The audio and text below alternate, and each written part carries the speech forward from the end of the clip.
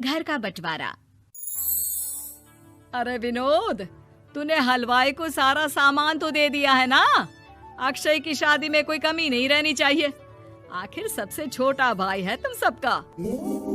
हाँ माँ, आप चिंता मत करो, मैं पूरा ध्यान रखूंगा। मंगल बेटा, तूने तो कहा था कि फूल का ऑर्डर दे दिया है, यहाँ तो फूल पहुँचे ही नहीं। अब क्या बहू की विदाई के बाद फूल आएंगे? माँ, मैंने अभी बात की है फूल वाले से, वो रास्ते में ही है। आप किशोर भैया से क्यों नहीं कहती कुछ करने को?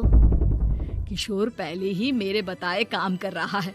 पास के सभी रिश्तेदारों और मोहल्ले वालों को कार्ड वही तो देकर आया था। रिसेप्शन के लिए हॉल भी उसी ने बुक किया था। टेंट कुर्सी वालों को भी तो वही देख रहा है। पर कई मोहल्ले वाले तो हमारे भरे पूरे परिवार से जलते भी हैं। उन्हें बुलाने की क्या जरूरत थी? बेटा, शादी ब्याह में तो बुलाना ही पड़ता है, नहीं तो लोग क्या कहेंगे। दादी दादी देखो ना, हलवाई अंकल हमें लड्डू नहीं दे रहे, आप इनको डांटो ना। अरे चैन सुख दे देना बच्चों को लड्डू, क्यों तंग कर रहा है इन्हें?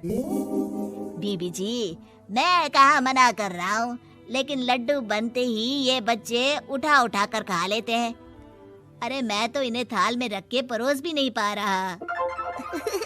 भागो, अब कोल्ड ड्रिंक पीने चलते हैं। भागो भागो, अब कोल्ड ड्रिंक पीने चलते हैं। जैसे कि आप देख रहे हैं, आज इस घर के सबसे छोटे बेटे अक्षय की शादी है। घर में बहुत चहल पहल है। कुलभूषण की बीवी कमला को फुर्सत ही नहीं है कामों से, लेकिन कुलभूषण और घर के बाकी लोग कहाँ हैं? आइए देखते हैं। अजी, आप यहाँ आराम से बैठकर गाने सुन रहे हो और घर में अभी तक इतने काम बचे हैं करने को। अरे भाई, मेरे सबसे छोटे बेटे की शादी है, इसके बाद तो मैं अब चिंता मुक्त हो ही जाऊंगा। और फिर घर में तुम हो, बेटे बहुएं हैं, तुम लोगों के होते हुए मैं क्यों काम करूं? मैं तो शान से बेटे की शादी में जाऊंगा तैयार होकर। अरे ठीक है, अब आप आराम ही कीजिए। एक बार अभिषेक की बीवी आ जाए, फिर मैं भी आराम करूंगी और मेरी चारों बहुएं पूरे घर की जिम्मेदारियां संभाल लेगी। इतना कहकर कमला वापस अपने काम में लग जाती है। बेटा भी, तू अब तक तैयार नहीं हुआ? किससे बात कर रहा है फोन पर? तैयार कैसे हूँ? सैलून जाने से तो आपने मना किया है, क्योंकि मुझे हल्दी लग चुकी है। भाभीयों को देखो, सुबह से पार्लर में है। अक्षय की शादी हो जाती है और नंदिता बहू बनकर घर आ जाती है, लेकिन इस घर की खुशियों को मानो किसी की नजर लग गई थी। नंदिता के आने के बाद आए दिन घर की शांति भंग होती रहती। अपने माँ बाप की इकलौती बेटी को इतने बड़े परिवार की जिम्मेदारियां कहाँ संभालनी थी। अभी देखो ना, मेरे हाथों की मेहंदी भी अभी नहीं उतरी है और तुम्हारी मम्मी ने मुझे घर के कामों में लगा दिया। मैंने सोचा था कि घर की सबसे छोटी बहू होने के कारण मुझे सब पलकों पर बिठा के रखेंगे, पर यहाँ तो पलक झपकने की भी फुर्सत नहीं मिलती। देखो नंदू, शादी के पहले ही मेरे घर वालों ने तुम्हें और तुम्हारे पेरेंट्स को बता दिया था कि मैं जॉइंट फैमिली में रहता हूँ, तो फिर अब ये शिकायत क्यों? और फिर तुमसे पहले मेरी भाभी भी तो आई थी शादी करके, उन्होंने तो कभी कुछ नहीं कहा। नंदिता तब तो चुप हो जाती है, लेकिन ऐसा बहुत दिनों तक नहीं चलता।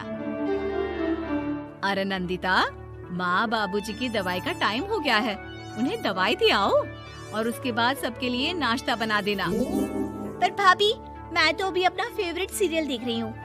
प्लीज मेरी जगह आप कर लो ना ये काम। ठीक है, मैं तेरी जगह माँ बाबूजी को दवाई दे आती हूँ और नाश्ता बना लेती हूँ। तू मेरी जगह पूरे घर की डस्टिंग करके 5 बच्चों को स्कूल के लिए तैयार करके भेज देना और दोपहर का खाना बनाने के बाद कपड़े धोकर सुखा देना। उसके बाद हम दोनों मिलकर बाजार जाकर सब्जी ले आएंगे, फिर डिनर की तैयारी कर लेंगे और उसके बाद बस भाभी, मैं माँ बाबूजी को दवाई देकर सबके लिए नाश्ता बना देती हूँ। हे भगवान, ये कहाँ लाकर फंसा दिया मुझे। मेरे घर में तो गिनती की 8 रोटियां और 2 सब्जी बनती थी और नाश्ता निपट जाता था, यहाँ तो रोटियों का ढेर और सब्जियाँ बड़े बड़े पतीलों में बनानी पड़ती है। नाश्ता बनते बनते लंच का टाइम हो जाता है और लंच बनते बनते डिनर का। अभी मुझ में तुम्हारे पूरे परिवार का नखरा उठाने की और ताकत नहीं बची। मैं ऐसे नहीं रह सकती।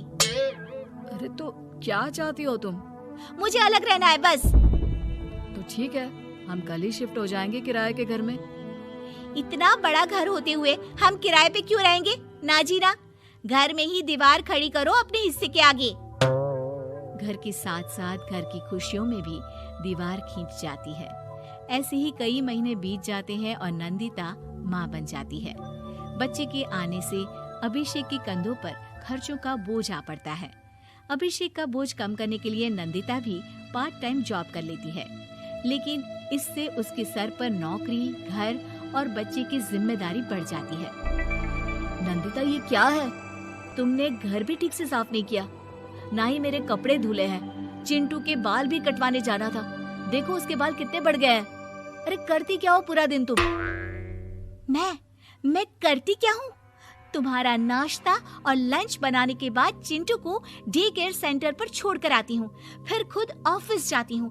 पूरा दिन काम करके आने के बाद बिना आराम किए बाजार से सब्जियाँ लेकर आती हूँ, घर आकर खाना बनाती हूँ, चिंटू को देखती हूँ और क्या करूँ मैं? तो किसने कहा था अपने सर पर इतने काम लेने को? मत जाओ ऑफिस। ऑफिस जाए बिना घर के खर्चे कहाँ से पूरे होंगे? चिंटू की डे केयर का खर्च, उसके लिए बेबी फूड का खर्च, प्रेस वाले का खर्च, ये सब तुम्हारी सैलरी से होता नहीं है। अगर परिवार से अलग नहीं होती तो इतनी मुसीबतें नहीं उठानी पड़ती तुम्हें परिवार के साथ मिलकर काम करने में दिक्कत थी, लेकिन काम तो अब भी बहुत है तुम्हारे सर पर। चिंटू को भी डे केयर भेजने की जरूरत नहीं पड़ती।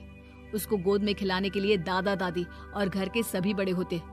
उसके साथ खेलने के लिए उसके भाई बहन भी होते।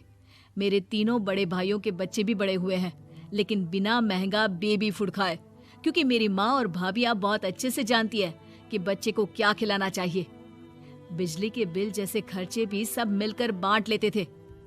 लेकिन तुम्हें तो सबसे अलग रहने में ही मजा आता है, तो अब शिकायत क्यों करती हो? बस करो अभिषेक, बस करो। मैं मानती हूँ कि मैं गलत थी। मेरे एक गलत फैसले ने हमें बिल्कुल अकेला कर दिया है सबसे। एक घर में होते हुए भी हम बाकी परिवार से अजनबियों की तरह रह रहे हैं। अभिषेक और नंदिता की सारी बातें घर के बाकी लोगों को सुनाई दे रही थी। तभी कमला बोल पड़ती है। अरे नंदिता बहू, किसने कहा कि तुम अकेले हो? तुम्हारा इतना भरा पूरा परिवार है ना तुम्हारे साथ। हम तो बस ये चाहते थे कि तुम अपनी गलती समझ जाओ। अगर हम तुम्हें समझाते तो शायद तुम ना समझती, लेकिन अपनी गलती का एहसास तुम्हें खुद हो गया है, तो अब तुम समझ चुकी हो परिवार में एक साथ रहने का मोल क्या होता है। मम्मी जी, मुझे माफ कर दीजिए, अब ऐसा दोबारा कभी नहीं होगा। अरे माफी बाद में, पहले मेरा पोता जरा मेरी गोद में तो दे, और तू जाकर सबके लिए चाय बना ला।